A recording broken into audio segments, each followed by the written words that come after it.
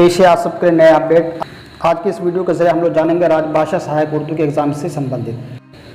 राजभाषा सहायक उर्दू के कैंडिडेट के लिए बहुत बड़ी खुशखबरी है कि बीएसएससी द्वारा उनके लिए नोटिफिकेशन जारी किया गया है। जैसा कि आप लोग देख पा रहे हैं, आपको जैसा कि मालूम है कि बीएसएससी के अंतर्गत उर्दू अनुवादक, सहायक उर्दू अनुवादक और राजभाषा सहायक उर्दू के लिए परीक्षा ली जाएगी। इस नोटिफिकेशन के अनुसार केवल राजभाषा सहायक उर्दू के लिए एग्ज़ाम की तिथि निर्धारित की गई है।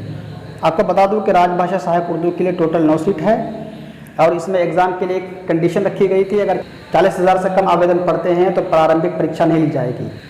इसी के तहत राजभाषा सहायक उर्दू में 40,000 से कम आवेदन पड़े हैं, इसलिए केवल इसके लिए मुख्य परीक्षा होना यानी मेंस एग्ज़ाम होना है, जबकि सहायक उर्दू अनुवादक के लिए प्रीलिम्स एग्ज़ाम होना है, जबकि उर्दू अनुवादक के लिए भी प्रीलिम्स नहीं होना है, केवल मेंस होना है।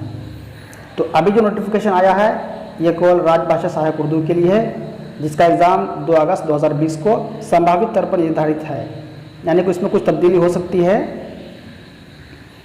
राजभाषा सहायक उर्दू की लिखित परीक्षा की संभावित तिथि 2/8/2020 को निर्धारित है।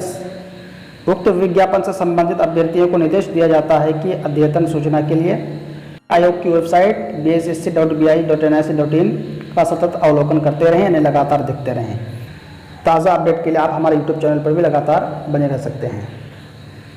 तो आपको बता दूं कि राजभाषा सहायक उर्दू के लिए एग्ज़ाम की तिथि 2 अगस्त को निर्धारित की गई है, जबकि उर्दू अनुवादक और सहायक उर्दू अनुवादक के लिए अब तक कोई नोटिफिकेशन नहीं है। उम्मीद है कि जल्द कोई नोटिफिकेशन आ जाएगा।